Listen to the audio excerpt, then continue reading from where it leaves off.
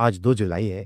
आइए जानते हैं आज की मुख्य 50 बड़ी खबरों के बारे में। वीडियो को अंत तक जरूर देखें आज की मुख्य खबरों को जानने के लिए। उत्तर प्रदेश की बड़ी खबरें। योगी सरकार के 3 नए अभियान। योगी सरकार ने 1 जुलाई से पर्यावरण, जन स्वास्थ्य और वित्त से जुड़े 3 अभियान शुरू किए हैं। ये अभियान प्रदेश के सभी 75 जिलों में लागू होंगे। अमित शाह का योगी को सफल सीएम बयान। लखनऊ में केंद्रीय गृह मंत्री अमित शाह ने योगी आदित्यनाथ को सफल मुख्यमंत्री कहा, जिससे राजनीतिक गलियारों में चर्चाएं तेज हो गई हैं। अखिलेश यादव ने इस पर कटाक्ष किया है। लखनऊ में कारोबारी की आत्महत्या। कपड़ा व्यापारी शोभित रस्तोगी ने आर्थिक तंगी के कारण अपनी पत्नी और बेटी के साथ आत्महत्या कर ली। सुसाइड नोट में आर्थिक संकट का जिक्र है। नोएडा में नकली पनीर गिरोह पकड़ा गया। पुलिस ने 4 सदस्यों को गिरफ्तार किया है और 14 क्विंटल नकली पनीर बरामद किया है। प्रयागराज में हिंसा के बाद कार्रवाई। करछना तहसील में आगजनी और तोड़फोड़ के बाद पुलिस ने उपद्रवियों पर राष्ट्रीय सुरक्षा अधिनियम NSA के तहत कार्रवाई शुरू कर दी है।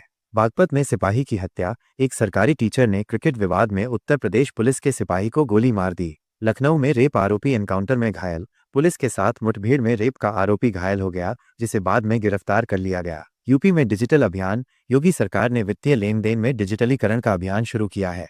यूपी बोर्ड परीक्षा। 19 जुलाई को इम्प्रूवमेंट और कंपार्टमेंट परीक्षा होगी, जिसमें 46,000 से अधिक छात्र शामिल होंगे। गोरखपुर में महायोगी गुरु गोरखनाथ आयुष विश्वविद्यालय का उद्घाटन। राष्ट्रपति मुर्मू ने इसका उद्घाटन किया। यूपी में ITI सेवा आयोजन। नए प्रशिक्षण कार्यक्रमों की शुरुआत हुई। लखनऊ में रेलवे ने मूल किराए पर संशोधन लागू किया, इससे यात्रियों को राहत मिलेगी। इलाहाबाद में सिंचाई योजनाओं में नई शुरुआत। राज्य सरकार ने कई नई सिंचाई योजनाएं शुरू की हैं। कानपुर निगम ने स्वच्छता अभियान तेज किया। गंदगी नियंत्रण में कई कदम उठाए गए हैं। वाराणसी रेलवे स्टेशन पर आधुनिकीकरण कार्य। स्टेशन के आधुनिकीकरण का काम तेजी से चल रहा है। यूपी में अगले 2 दिन भारी बारिश। किसानों को सतर्क रहने की सलाह दी गई है। मेरठ में मानसून की बारिश से गर्मी में आराम। तापमान 31-34 डिग्री सेल्सियस तक गिर गया है। यूपी मौसम विभाग। लखनऊ मेरठ में तूफान और बरसात की संभावना है। राष्ट्रीय और राजनीतिक खबरें। महाराष्ट्र में हिंदी थोपने के खिलाफ रैली। उद्धव ठाकरे और राज ठाकरे 5 जुलाई को हिंदी अनिवार्यता के खिलाफ साझा रैली करेंगे। बिहार में NRC विवाद। ओवैसी ने बिहार में NRC लागू करने की कोशिश का आरोप लगाया है और कहा है कि इससे गरीबों को नुकसान होगा। रविंद्र चौहान महाराष्ट्र बीजेपी अध्यक्ष। रविंद्र चौहान निर्विरोध महाराष्ट्र बीजेपी के प्रदेश अध्यक्ष चुने गए हैं। GST कलेक्शन में रिकॉर्ड। 1 जुलाई को GST ने नया रिकॉर्ड बनाया है।